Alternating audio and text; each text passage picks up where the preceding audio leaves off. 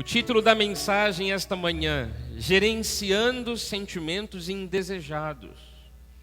Eles batem no coração, eles às vezes nos assaltam a mente, nos deixam um tanto assustados e perplexos. Tem sentimentos e pensamentos que nós gostaríamos que estivesse bem longe de nós. E eles insistem em ficar lá dentro. É momento de sabermos gerenciar, administrar esses sentimentos. Que o Espírito Santo fale ao nosso coração, que o Espírito Santo nos ajude a gerenciarmos sentimentos indesejados. Quero convidar os irmãos a lerem comigo o Salmo 119, versículos 114 ao 116, quando o salmista disse assim ao Senhor: Tu és o meu refúgio e o meu escudo.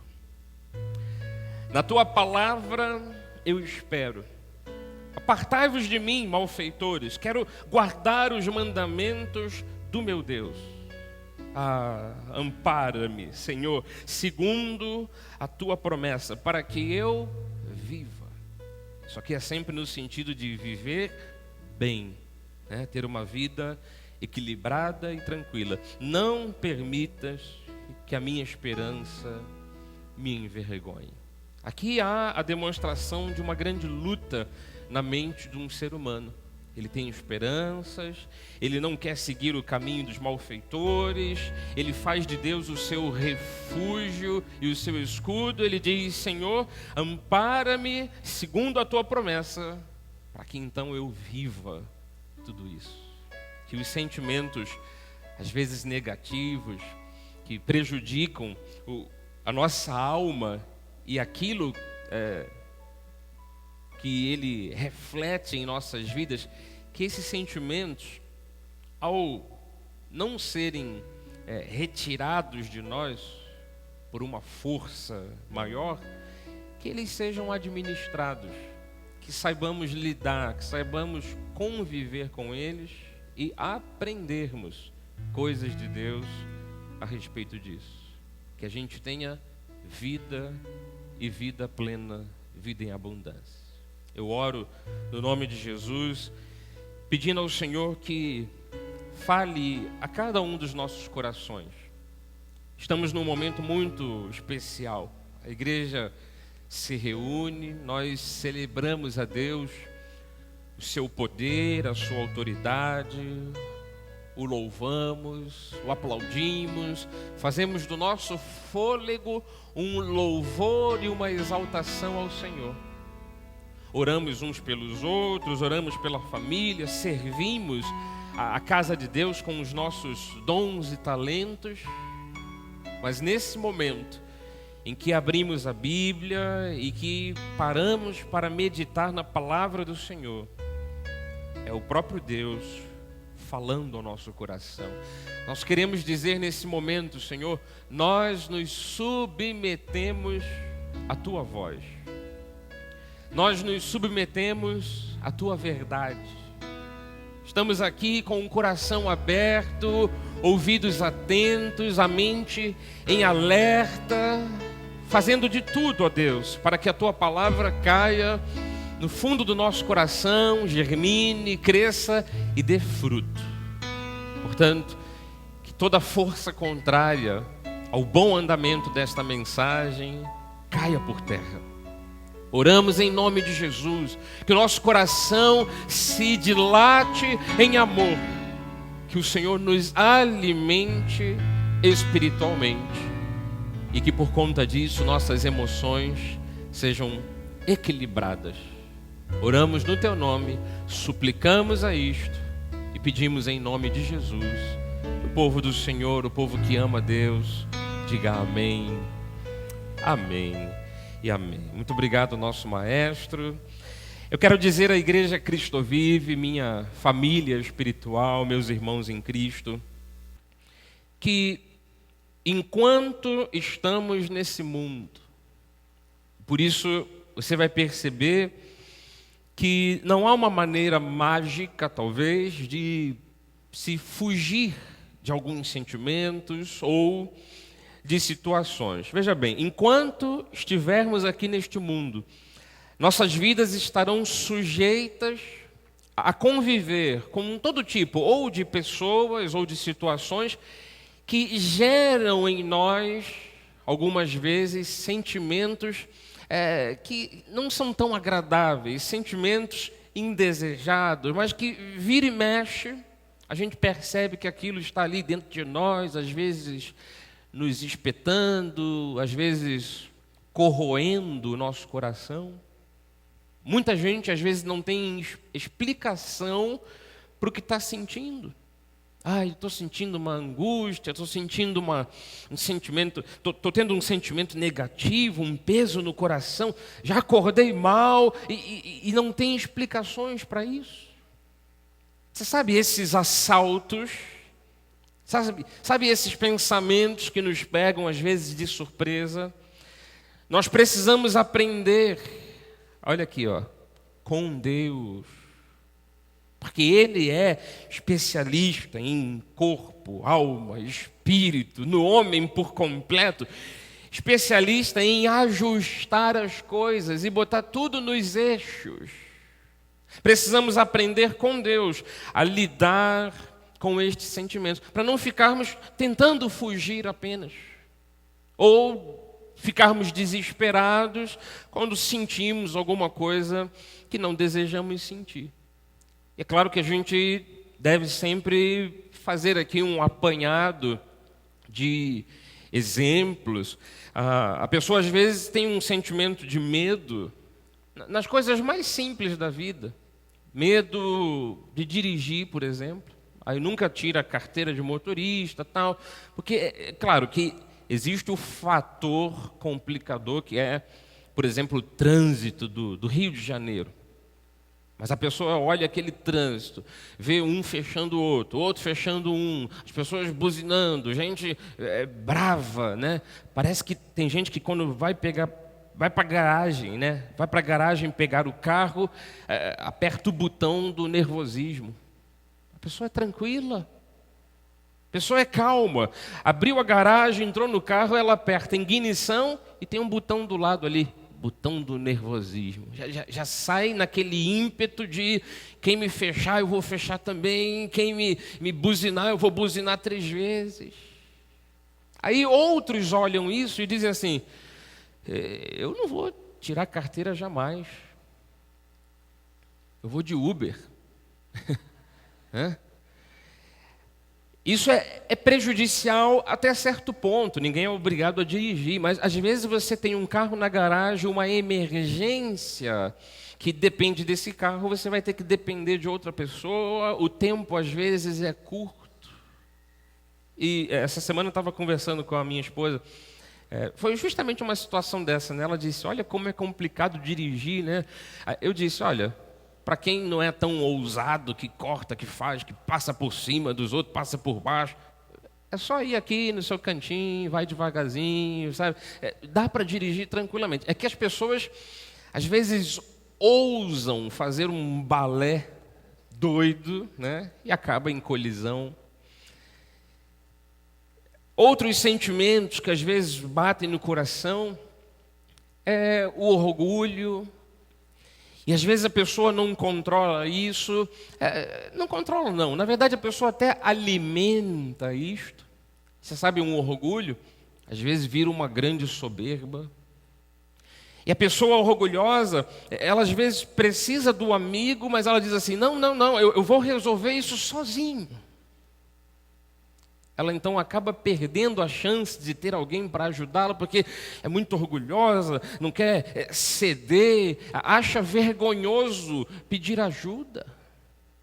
Na verdade, a nossa esperança de termos uma boa vida, a esperança de ter boa vida é que não pode ser envergonhada. Se eu tenho chance de ter amigos, pessoas do meu lado, companheiros, gente que me ajude, eu não posso ser orgulhoso e dizer, não, eu aprendi lá de casa, que eu não posso depender de ninguém. É claro que pode depender de pessoas sim, e outros dependerem de você.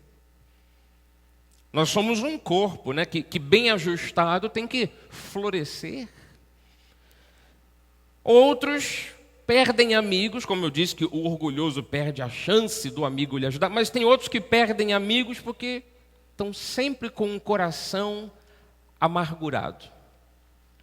Aquela pessoa, eu não vou com a cara dela. Aquela pessoa, não me parece ser uma boa pessoa. A pessoa entra num julgamento e ela diz que ninguém presta nesse mundo. Daí ela diz, eu não posso ter amigos porque não tem gente boa nesse mundo. Vive amargurado, às vezes não sabe lidar com esse sentimento, porque alguém lhe feriu e ela memorizou aquilo e estigmatizou todo mundo por causa de um indivíduo. Que se você parar para pensar, você pode ir numa pessoa que faça terapia com você, faça você adormecer por hipnose, e a pessoa nem hipnotizada lembra do que foi que aconteceu, que ela criou essa barreira. Então nós permitimos no nosso coração muita coisa negativa. Bispo, mas esses sentimentos são indesejados. Eu não gostaria de ser invejoso como eu sou. Ora, pare de desejar o que é do outro, simplesmente por esse desejo de competição. Às vezes a pessoa tem ira, tem ciúmes. Você sabe, o ciúme, do latim é zelos. E zelo, na própria língua portuguesa, é cuidado, né? Então, Deus tem ciúmes de nós, diz a Bíblia, mas o ciúme dentro do nível do zelo, do cuidado. Quando a gente fala de ciúme, é aquele ciúme latino, aquele ciúme, né, que se nós deixarmos aflorar, ele é vergonhoso, às vezes, ser explicitado ou expressado. A pessoa na rua com ciúme do marido ou da esposa, ninguém pode olhar para a esposa, ninguém pode olhar para o marido, e a pessoa já fica, ou ainda pior, se o marido olha para alguém, às vezes dirigindo, né, ele está vendo. Naturalmente que tem homem que é muito olhudo, está dirigindo, quer olhar tudo, quer olhar todas as coisas. Eu vi inclusive uma situação engraçada essa semana. Mais uma vez estávamos eu, a Bispa Érica, mais alguém, o Gustavinho talvez, né? A gente parado assim no trânsito e um senhor vindo na calçada e uma jovem indo com uns shortinhos aqui assim, né? E a menina passou para lá, rebolando e, claro, sem nenhuma intenção. Mas o velhinho que vinha daqui para cá, ele virou para ver a moça e tipo, trupicou e quase bateu ali no poste. Então, veja bem, tem homem que é muito olhudo. Aí eu quero justamente falar disso. Aí ele olha muito, e às vezes está dirigindo. Aí a mulher diz, não olha, pá. Aí, mais um acidente de trânsito. Não porque alguém não observou o sinal, não observou as regras de trânsito, mas porque ele ganhou um safanão da esposa. Bispo, mas se ele é olhudo e eu não gosto disso, você deve comunicar isso a ele. E homens, olhem apenas para a esposa de vocês. Mas bispo, que quando vem aquela pessoa que parece muito formosa e ela cruza aqui, eu tenho que dar aquela olhada, chega a dar torcicolo. Não tem que dar olhada nenhuma. Isso não é coisa de machão. Não, porque o macho mesmo tem que olhar. Tem que olhar para quê? Para desejar e cobiçar e depois ser tentado, que foi o assunto da semana passada. Mas então eu vou ter que controlar o meu pescoço. Sim. Que os teus olhos olhem reto diante de ti. Que você não ponha coisa impura diante dos olhos. É claro que ninguém tem culpa quando o objeto, que seria um objeto de desejo, vem na frente, diante de você. Aí você olha reto, até passar. A segunda olhada é pecado. Não é? A segunda olhada já constitui pecado.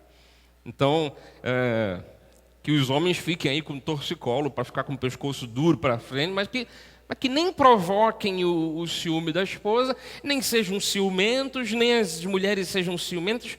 Eu estou lhe falando do ciúme porque começa às vezes com um pequeno sentimento de proteção, mas vira uma coisa doentia. Não justifica em nada alguém que não dê os privilégios à esposa de ter olhos só para ela. Não justifica em nada. Fica olhando para todo mundo. Não justifica. Agora, tem gente que às vezes é equilibrada, não olha para ninguém, não deseja ninguém, e a esposa acha que está olhando. O marido acha que está dando mole para alguém. É que o coração do invejoso já foi contaminado por esse tipo de doença. É um ciúme ao extremo. Outros sentem culpa.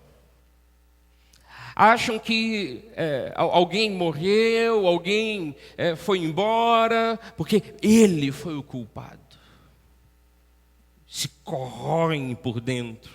Alguns vão para o lado da covardia, e às vezes é oferecido um cargo na empresa, mas a pessoa diz, não, eu não sou capaz disso. A pessoa se acovarda. Tem covardia, tem medo de ingressar num casamento. As pessoas são complicadas demais, então por isso que eu não me caso. Eu não vou ter filhos, porque filho é muito complicado. Imagina cuidar de filho. As pessoas deixam que os sentimentos entrem em seus corações e as pressione contra a parede. Amados, eu vou lhes dizer... Sentimentos como estes, medo, orgulho, amargura, inveja, ira, ciúme, culpa, covardia, estes sentimentos é que têm que ser desafiados por nós. Por quê? Minha alma fica abatida. Por que dentro de mim vai passar um sentimento? Eu quero ter o amparo de Deus, eu quero ter esperança para viver as promessas de Deus. Então eu devo identificar estes sentimentos.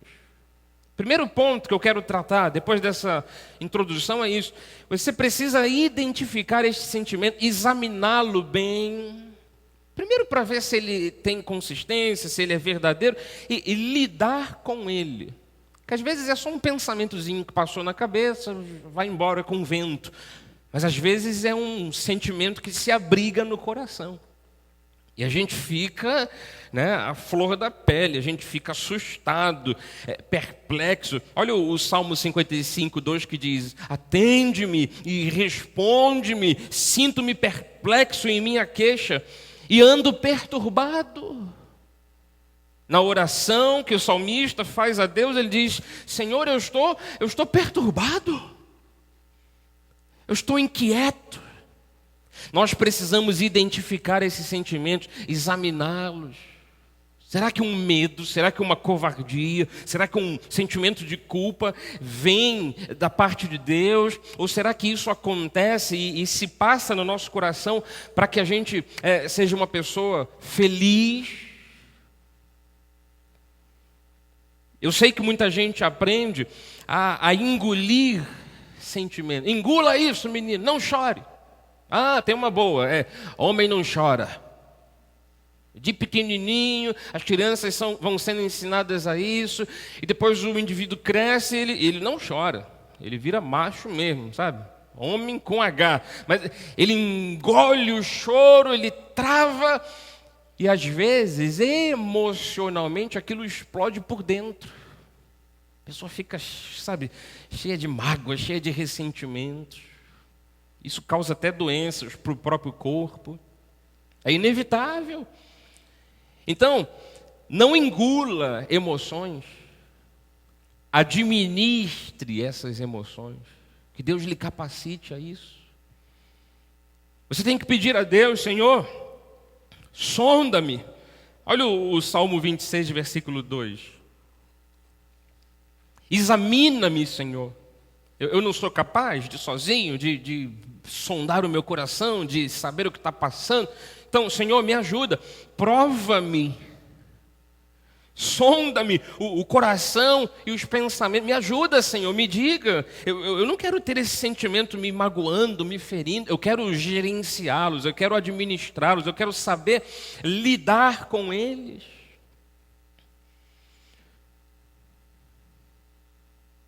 No livro de Jó, capítulo 15, versículo 12, é mostrado aqui um exemplo de como a pessoa às vezes está a ponto de explodir por causa dos sentimentos e como ela explode uma bomba para o lado errado. A pergunta aqui é feita: por que te arrebata o teu coração? Por que alguma coisa está levando o teu coração para um lado, para um sentimento? Por que flamejam os teus olhos? Por que você está sempre aí chorando, os olhos vermelhos, sempre sofrendo? E aí o versículo 13 diz: para voltares contra Deus o teu furor e deixares sair tais palavras da tua boca. Tem gente que por uma coisinha assim, olha aqui o tamanho, uma coisinha assim, já diz para todo mundo: eu não acredito mais em Deus, eu não gosto mais da igreja, e xinga Deus, xinga todo mundo. Aqui está sendo uma pergunta, né? Por que você deixa o coração ser levado? Por que a tua cara fica transformada, os olhos vermelhos? Por que você volta contra Deus, que não tem culpa de nada? Por que você volta contra Deus, o teu furor? Deixa sair tais palavras da tua boca. E tem gente que é palavruda e no momento de tribulação, de aperto, esquece que é crente, esquece que é educado, esquece de tudo. E solta os cachorros, e, sabe, grita e fala, e ameaça, xinga. Às vezes a pessoa não conseguiu identificar que uma coisa a contaminou e ela poderia lidar muito melhor com aquilo. Sabe o grande profeta Elias? E teve um episódio na vida dele que ele confrontou 450 falsos profetas, né? E ele pediu provas a Deus, montaram um altar, tinha lá o animal para ser oferecido em holocausto, e era costume que as pessoas acendessem o fogo e tal, e fizessem toda aquela cerimônia religiosa. Deus lhe deu um grande sinal de que estava com ele, Elias, e um monte de falsos líderes, falsos profetas, 450. Não foi preciso acender fogo, Deus mandou fogo do céu.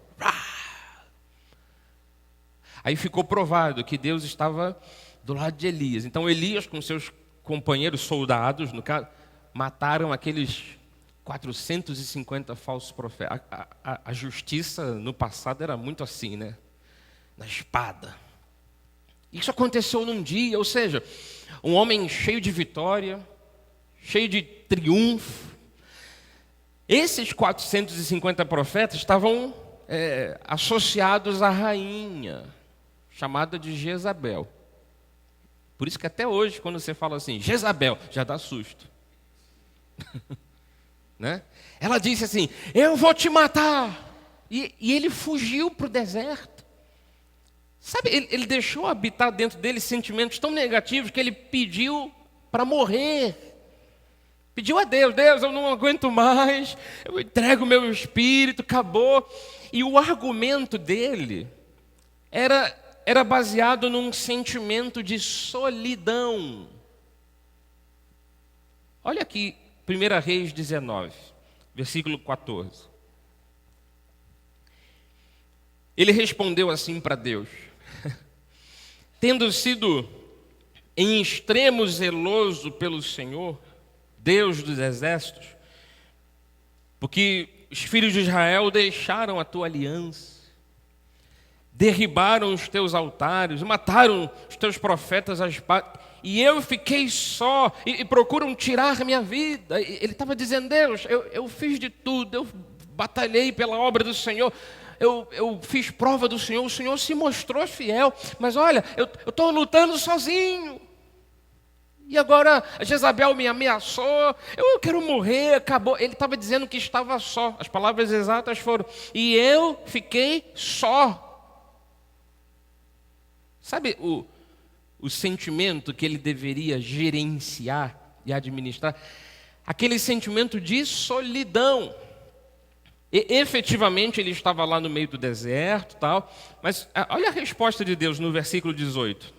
Deus diz assim, ei, eu também conservei em Israel 7.000 homens fiéis, 7.000 pessoas fiéis, todos os joelhos que não se dobraram a Baal, toda a boca que não o beijou. Como é que você diz que você está sozinho? Elias, a missão que eu tenho para você é com você, mas não pense que você está sozinho nessa batalha, não. Tem 7.000 pessoas aqui que não se dobraram a Baal. E às vezes nós estamos assim, no meio de uma multidão, isso já a gente ouve de vez em quando, né? No meio da multidão, no meio da festa, com gente em volta, de mãos dadas, e se sente só. A gente não consegue administrar isso. Então saiba qual é a razão de estar tendo este sentimento.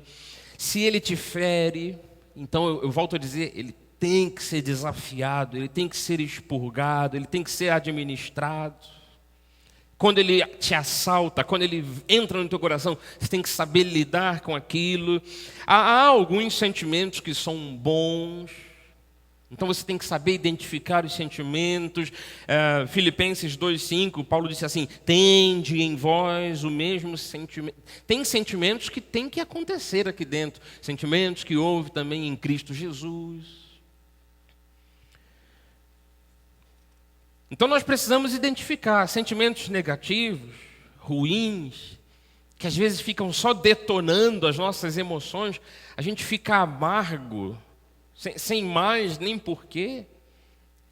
Então eu preciso fazer uma coisa, além de identificá-los, eu tenho que aprender a canalizar esses sentimentos para fazer da minha vida uma bênção para outros. Veja bem, a frase com que eu comecei aqui a mensagem foi que enquanto estamos nesse mundo, nós estaremos sujeitos a conviver com pessoas ou situações que trazem sentimentos indesejados.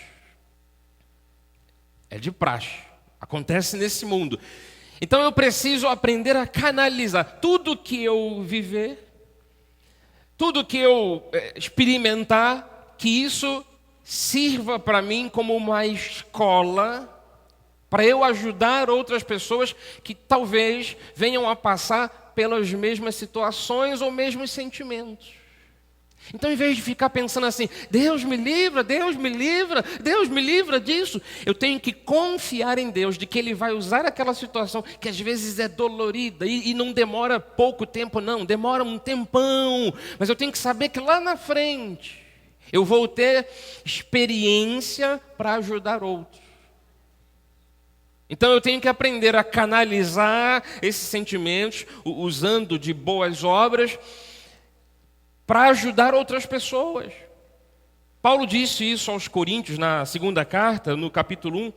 Ele disse assim, versículo 5, porque assim como os sofrimentos de Cristo se manifestam em grande medida a nosso favor, assim também a nossa consolação transborda por meio de Cristo. Mas se somos atribulados, é por vosso conforto e salvação. Se somos confortados, é também por vosso conforto, o qual se torna eficaz, suportando vós com paciência os mesmos sofrimentos que nós também padecemos.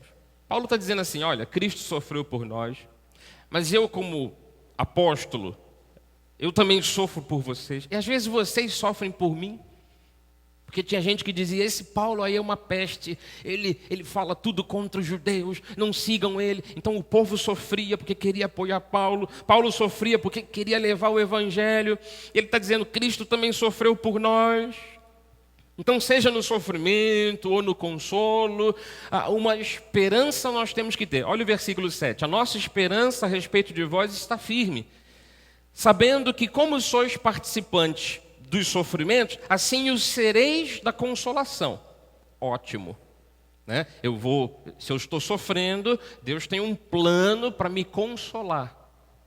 Aí o versículo 8 diz: porque não queremos, irmãos, que ignoreis a natureza da tribulação que nos sobreveio na Ásia, porquanto foi acima das nossas forças, a ponto de desesperarmos até da própria vida. Paulo achou que ia morrer numa situação lá. Contudo, já em nós mesmos tivemos a sentença de morte, para que não confiemos em nós, e sim no Deus que ressuscita mortos. Ou seja, um Deus que faz tudo se encaixar perfeitamente bem. Um Deus que vê o nosso sofrimento e nos conforta. Sabe o que isso aqui significa para nós? Um aprendizado. A dor que você passa, a dor que vem na sua vida, você tem que fazer isso aqui, ó. Você tem que senti-la assim. Depois você tem que ultrapassá-la e então usar isso como experiência para ajudar outros. Em vez de ter ficado desesperado, perplexo, perturbado, dizendo: por que está me acontecendo essa tribulação? Calma, a nossa esperança é essa. Se sofremos, vamos ser consolados, Deus está conosco, Ele tem um plano. Então, quando eu passo por uma dor, eu tenho que saber de uma coisa: isso vai me dar experiência para ajudar outros. Porque você acaba criando empatia com a pessoa que sofre da mesma coisa que você sofreu. Não tem ninguém melhor para dizer a outro que perdeu talvez o pai, a mãe, que também tenha perdido o pai e a mãe. Não tem ninguém melhor para dizer assim: olha, eu compreendo a tua dor. Que Deus te console, que Deus te conforte. Porque às vezes a gente não tem ideia da dor do outro. Então, para Deus me levar a esse plano de ajudar outros, por que agora, no sofrimento, eu vou ficar reclamando, dizendo: só eu sinto isso, Senhor. Eu sofro mais do que todo mundo. Não. Deus está cuidando de você. Nós não estamos sozinhos nesse mundo, não. Às vezes parece que estamos num deserto, né? Olhamos para trás, tem só 2 pegadas. Aquela velha história das pegadas na areia. Uma vez uma pessoa reclamou com Deus num sonho: Senhor, nos momentos mais difíceis da vida, eu vi apenas 2 pegadas. O Senhor me deixou sozinho. Porque quando ele olhava para as situações boas, tinham 2 pares de pegadas. Deus disse: epa, no momento da tua aflição, as pegadas eram minhas, você estava no meu colo. Nós temos que compreender que o que podemos fazer por nós ou pelos outros não é pela força humana, não é pela capacidade meramente humana, é pelo Espírito de Deus. Eu gosto sempre de ler aqui uma palavra que foi dada a um governador, para ele ganhar entusiasmo, força. O profeta Zacarias que disse isso, capítulo 4, versículo 6, ele disse assim: esta é a palavra do Senhor a Zorobabel. Era o nome do indivíduo, né? O Zacarias, profeta, falando para o Zorobabel: não por força nem por poder, mas pelo meu Espírito. Confia, Zorobabel, confia, governador, você vai administrar essa situação pelo meu Espírito. Porque, amados, o Espírito de Deus nos dando iluminação, nos guiando, falando ao nosso coração, ele transmite toda sorte de coisa boa. Sabe aquele fruto do Espírito? No livro de Gálatas, eu separei aqui o 5:22, diz assim: o fruto do Espírito é amor. Então, eu tenho que saber conviver com as dores, mas pensar nisto aqui: a minha vitória vai vir por parte ou da parte de Deus.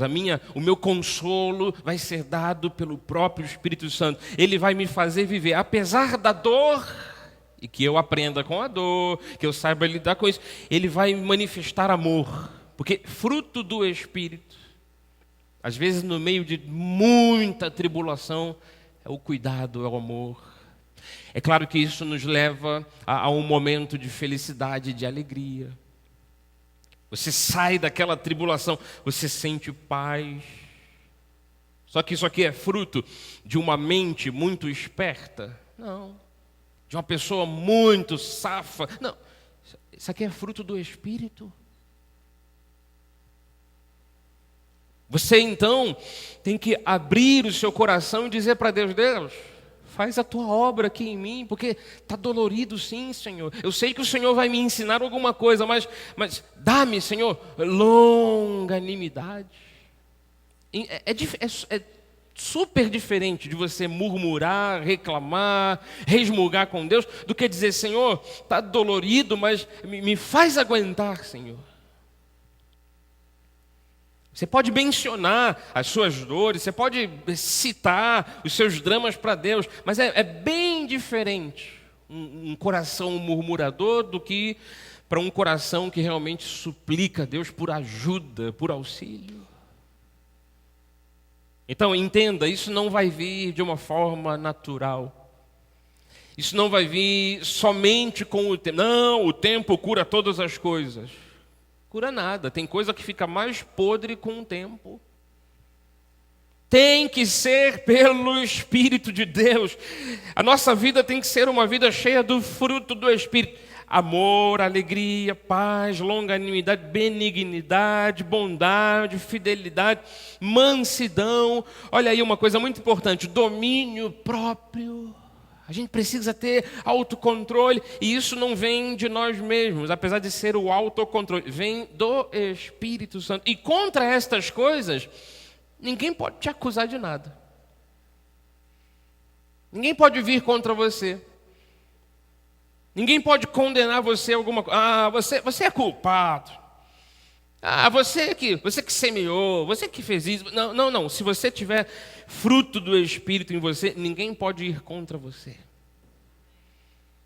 Eu vou abrir aqui um parênteses, só para nós irmos para a parte final da mensagem. Você sabe, eu estou falando de sentimentos, coisas que batem lá dentro, que às vezes a gente fica meio sem saber como identificá-lo. Quando identifica-se, às vezes não se guerreia. Então estou lhe dando o trajeto. Identifique, peça ajuda de Deus, combata tudo isso, abra-se para o Espírito Santo. Mas sabe uma coisa interessante? É que esses sentimentos, geralmente, eles são expressados pela boca, por aquilo que nós falamos. Então, imediatamente, você deve guardar, às vezes, algumas palavras, e não é para engolir o sentimento, ficar amargurado por dentro, não, mas palavras, só porque eu estou sentindo uma coisa, eu vou soltar, desculpa aqui a expressão, vou soltar na lata, pronto, falei, e vou bater nas pessoas com as minhas palavras, porque eu tenho um sentimento negativo, não. Eu vou tratar isso com Deus, eu vou pedir ajuda a Deus, eu vou caminhar, eu vou para frente, mas eu não vou usar a minha boca para ameaçar alguém, para fazer mal a alguém, para xingar as pessoas. Eu tenho que me guardar. O Provérbios 13:3 diz: o que guarda a boca conserva até a sua alma. Agora, o que muito abre os lábios, a si mesmo se arruína. Então, geralmente, nós usamos a boca para expressarmos estes sentimentos todos. Tem gente que não se segura, né? Você deve utilizar muito bem as suas palavras. Há uma palavra de Provérbios 18:21 que diz assim: a morte e a vida estão no poder da língua. Ei, você tem que utilizar muito bem a sua língua para você comer desse bom fruto. E isso aqui é interessante, porque a gente vê as pessoas, às vezes, tendo uma boca, né? Aquele ditado: eu e minha boca grande. Às vezes a pessoa tem uma boca que só fala besteira, só fala coisa negativa. Porque os sentimentos estão lá, a gente às vezes é assaltado. Eu tenho um medo de fazer aquela prova. Aí eu digo: a prova está marcada para amanhã, mas eu estudei, mas eu não vou passar. Você vai perder seu tempo indo lá fazer a prova. Você começa pela boca, diz que não é capaz, começa a expressar aquilo que sente. Você vai falando coisas que não vão acontecer, mas na tua mente já estão lá acontecendo. parece que a pessoa fica atraindo coisas negativas. Tem gente que acredita nisso, que você fica falando maldição, maldição, isso vai acontecer. Isso é empírico, pode acontecer, pode não acontecer. Mas só que, eu vou pedir que volte ali, ó, o Provérbios 13:3, tem uma questão de conservação da alma. Que não importa muito se vai acontecer ou não vai acontecer o que você está falando, porque senão a gente fica baseado só a palavra tem poder, e aí fica um monte de gente rogando praga, ou então abençoando um monte de gente sem nexo. Mas não é uma questão de se vai ou não vai acontecer, é uma questão de alma. Só em eu falar algumas coisas negativas e sempre dizer que eu não posso, que eu não sou capaz, que eu nasci inútil, que eu sou feio, que eu sou pobre, que eu isso, que eu aquilo. Só nisto eu não conservo a minha alma. Tomara, Deus te livre de que quando você fale coisas negativas, que realmente isso não aconteça. Que muita gente, eu volto a dizer, tem essa impressão. Se falou, vai acontecer. A pior coisa é a alma ficar amargurada, destruída. Toda, cheia de dores. Então, guarde a sua boca. Entenda, aí como diz o 18:21, que morte e vida estão no poder da língua a partir do momento que você desenvolve esses sentimentos todos. Vamos para a questão prática. Um coração amargurado, ele só vai falar coisas amarguradas. Não é porque ele fala que vai ficar com o coração assim. É o coração que faz sair coisas pela boca. O coração feliz, ele não é feliz apenas porque você faz um exercício da felicidade. Acorda de manhã cedo e diz, hoje eu serei feliz, custe o que custar. Isso aí é tarefa que às vezes passam para as pessoas, para elas dizerem, ficarem lendo um texto, bota no imã, na geladeira, eu sou feliz, bonito, alegre e muito próspero. Eu sou feliz, bonito, alegre, muito próspero. Vai envelhecendo, empobrecendo, ficando feio e falando aquilo e não acontece nada. Não é das palavras para dentro, é de dentro para fora. Então, a questão prática é justamente essa. Se o coração é feliz, é óbvio, você não vai ouvir dessa pessoa um monte de coisa negativa. Você, no mínimo, vai ver a pessoa calada, no mínimo. Vai ver a pessoa se guardando nas suas palavras. Não é? Então, você tem que entender uma coisa, para irmos a o terceiro ponto aqui, a parte final. Eu tenho que fazer das minhas palavras as palavras de Deus.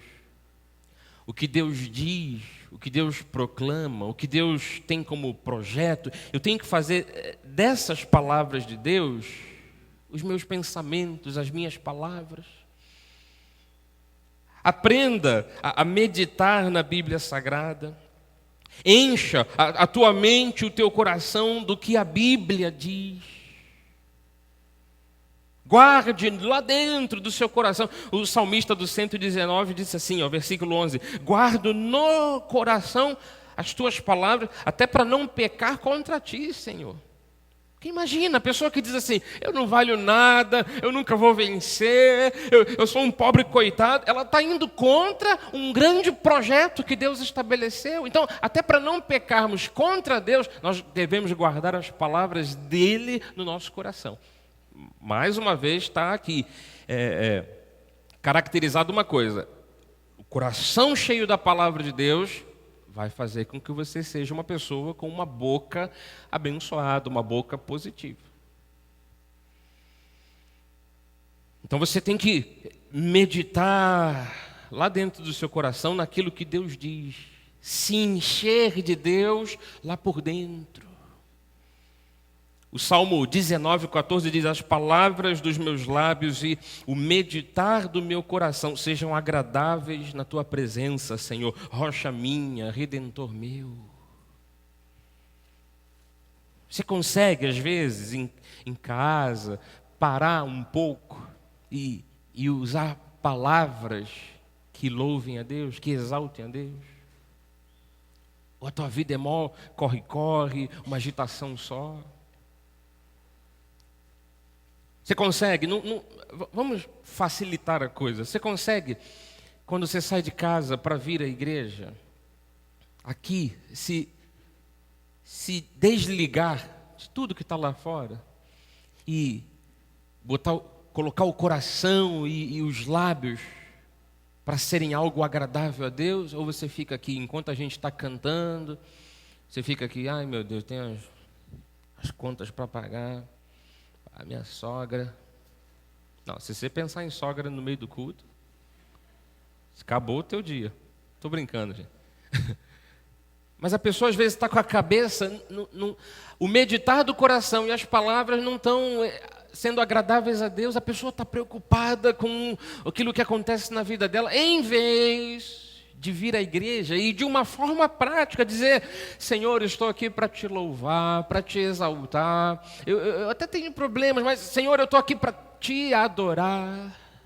Ao mesmo momento que você lembra um pouquinho, você exercita o coração e a palavra e a boca em dizer: Senhor, eu te louvo, eu vou ler as letras ali do louvor, eu vou cantar junto, eu vou dizer que o Senhor é soberano. Na hora que fizermos orações, você ora junto, você diz amém. Então você se concentra nisso e faz o teu exercício de boca e coração agradáveis a Deus. Você é capaz disso? Porque se você não fizer isso, você vai vir à igreja, você vai ouvir um monte de coisas, o bispo vai falar, e você vai sair daqui, sabe, com a cabeça cheia de outras coisas ou vazia da palavra de Deus.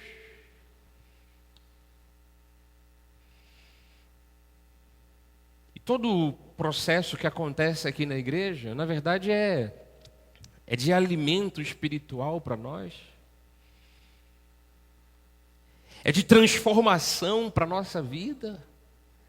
A gente ouve palavras de fé e depois a gente vai para esse mundo aí fora e enfrenta um mundo físico, mas na verdade os nossos olhos não podem estar apenas no mundo físico, nas preocupações, nas circunstâncias. Eu tenho que enxergar para além das minhas adversidades. Eu tenho que ter a alma cheia de Deus, sabe? Cheia dos louvores a Deus, cheia da palavra de Deus. Por isso a gente preza muito por esse momento da ministração da palavra, que todos atentem, prestem atenção. Porque aí você se enche da palavra de Deus, e aí depois no mundo cheio de desafios, você tem armas espirituais para combater tudo isso. Para não sentir mais os temores, para não ter mais os medos, para não ter as fobias todas, para não se sentir ameaçado com nada. Ah, mas é o meu passado que me condena, ou isso ou aquilo. Você vem à igreja, você participa de um culto e aqui você tem a sua confiança restaurada para que ela tenha efeito lá fora. Então, amado, vou te dizer, não tenha medo de nada. Viva pela fé, comece a enxergar uma mudança, uma transformação, comece a enxergar um milagre no meio dessas circunstâncias todas. Eu não estou falando para você esquecer os problemas, mas alguns momentos você tem que deixá-los de lado e encher o teu coração de coisa boa. A igreja é um local que a gente faz isso. A gente entra pelos portões, entra pela porta da igreja, a gente vem aqui para louvar a Deus, para exaltar o Senhor. Então comece a enxergar essa mudança e não tenha mais o pavor de enfrentar o mundo. Penúltimo versículo dessa manhã é Hebreus 11, 27, quando fala de Moisés. Você sabe, ele foi criado no Egito, ele soube que era hebreu, ele não sabia, recebeu de Deus uma missão. No meio de um deserto, ele disse: você vai lá libertar aqueles que têm o teu sangue. E ele estava ali na família do faraó, ele voltou ao Egito, depois de 40 anos distante. E é claro que existiu uma grande batalha, o rei do Egito, o faraó, podia dizer: olha, eu vou te matar, vou fazer isso, não vou liberar. E como foi feito mesmo? Um empecilho enorme. Mas Hebreus 11, 27 diz assim: pela fé ele abandonou o Egito, não ficando amedrontado com a cólera do rei, antes, para cumprir todo aquele plano de Deus. Se o rei, se o faraó ia dizer, não libero, não faço, não aconteça, ele permaneceu firme, como quem vê aquele que é invisível. De quem ele tinha recebido uma missão para confrontar Faraó, de um Deus invisível. Tanto na fuga do Egito, como na volta, em toda aquela lida, em dizer, eu vim libertar o povo de Israel, gente escravizada, 2 milhões de pessoas, força, né, de trabalho para o Egito. E ele, em vez de ficar olhando apenas para o que era visível, que era o faraó, cheio de soldados, cheio de ameaças, cheio de poder, ele enfrentava os desafios dele como quem vê aquele que é invisível. Você tem que enfrentar os seus desafios como se estivesse de mão dada ou de mãos dadas com aquele que é invisível. Você tem que enfrentar os teus sentimentos com a ajuda do Espírito daquele que é invisível. Então viva isso, viva pela fé. Mas eu tenho muitas barreiras, bispo, eu tenho muitas dificuldades, eu tenho muitas coisas para resolver. Sim, mas comece a enxergar além do visível. Enxergue no mundo invisível. Enxergue o mundo espiritual. Anjos trabalhando em seu favor. Deus providenciando coisas lá na frente. O mês que vem está todo organizado pelo Senhor. Ele sabe até o que vai acontecer. Já providenciou livramento. Já providenciou... É que você não consegue sentir nem ver isso, mas Ele já providenciou escape. Ele já providenciou consolo, conforto. Está pronto.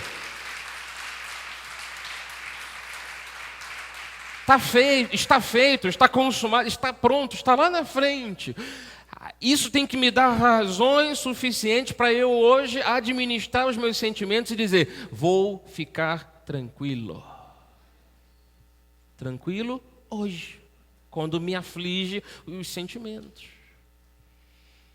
Então veja o invisível pela fé.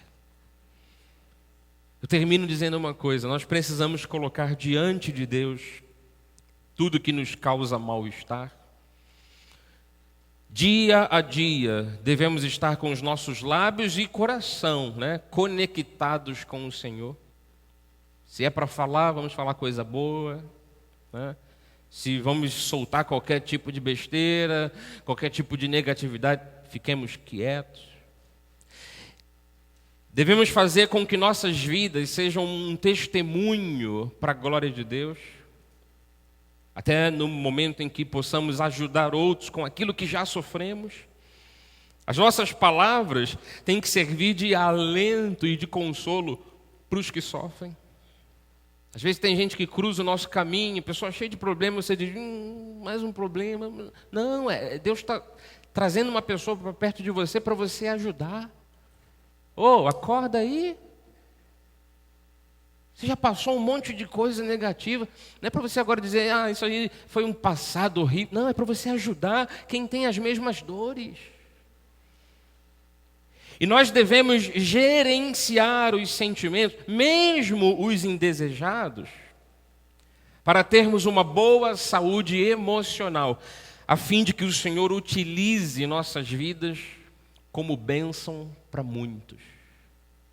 Eu vou terminar com um texto de Timóteo que diz assim, 2 Timóteo 2, participa dos meus sofrimentos como bom soldado de Cristo Jesus.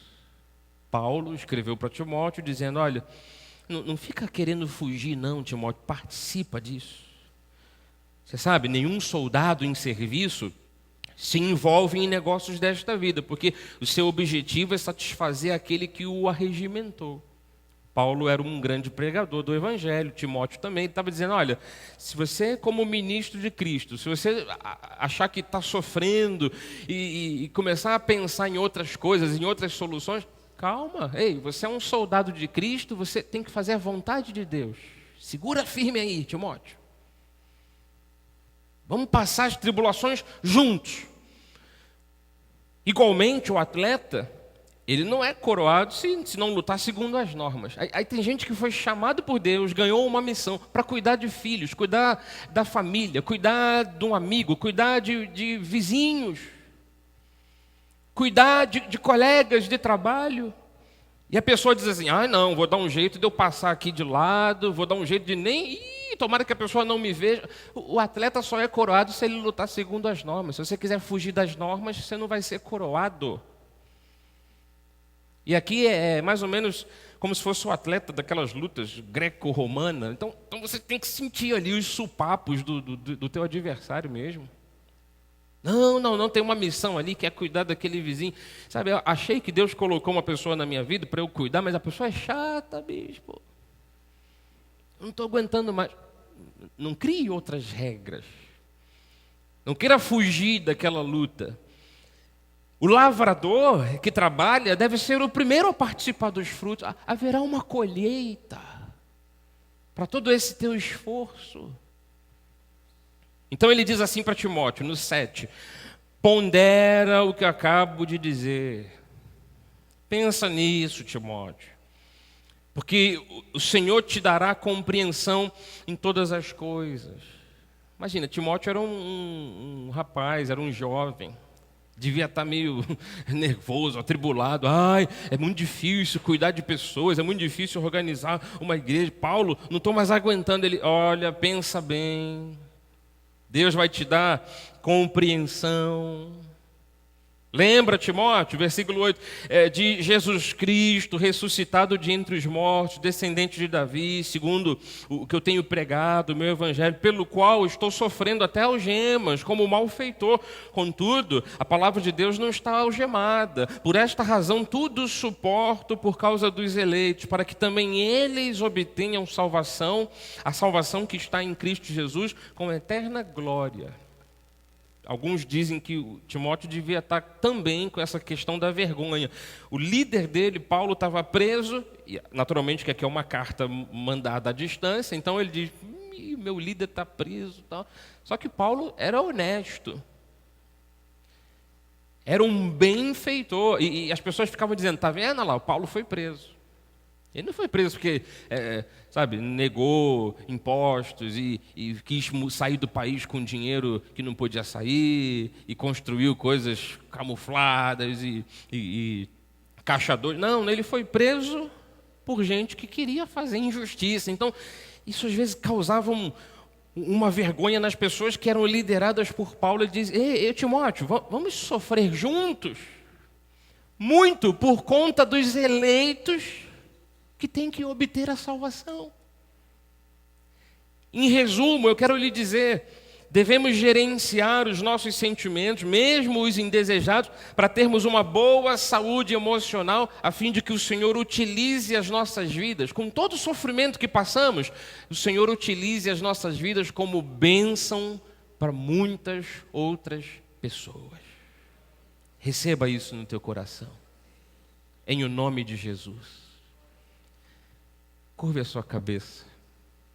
Eu quero orar com você e por você. Orar no sentido de pedirmos a Deus, Senhor, duas coisas. A partir de nós, acalme o nosso coração, tranquilize a nossa alma, faz, ó Deus, uma obra de transformação em nós. E a segunda coisa, Senhor, use nossas vidas